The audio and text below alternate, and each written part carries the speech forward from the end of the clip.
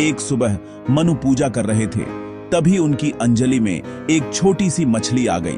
अब मनु तो ठहरे दयालु, उन्होंने मछली को बचाया और एक छोटे से बर्तन में रख दिया। पर भाई, ये मछली तो नॉर्मल थी ही नहीं, वो इतनी तेजी से बढ़ी कि उसे पहले कुएं में डालना पड़ा, फिर तालाब में, फिर झील में और आखिर में जाकर समुंदर में छोड़ना पड़ा। तब जाकर मछली ने अपना असली रूप दिखाया। ये तो खुद भगवान विष्णु थे। उन्होंने मनु को बताया कि बस अब कुछ ही दिनों में पूरी दुनिया पानी में डूबने वाली है।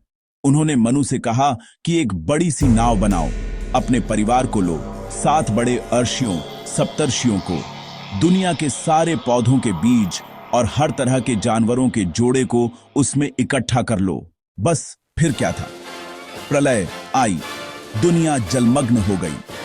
लेकिन मनु और उनकी नाव भगवान विष्णु के मत्स्य रूप की बदौलत सुरक्षित रही।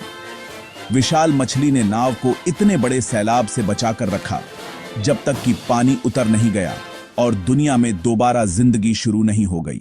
साइंस और इतिहास को टक्कर।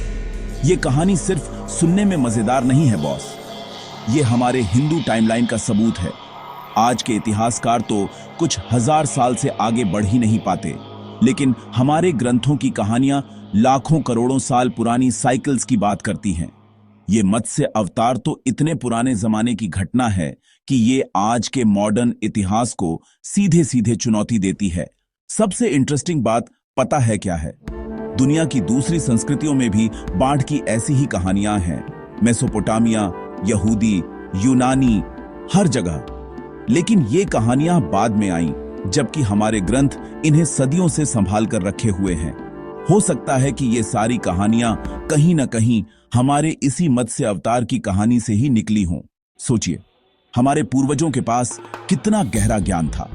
भले ही आज की साइंस उस घटना को सीधे सीधे न मान पाए, पर इतने पुराने समय में इतनी सटीक भविष्यवाणी और वर्णन कर देना, ये बताता है कि हमारे सनातन सभ्यता और हमारा विज्ञान बाकी दुनिया से बहुत बहुत ज्यादा पुराना और एडवांस था।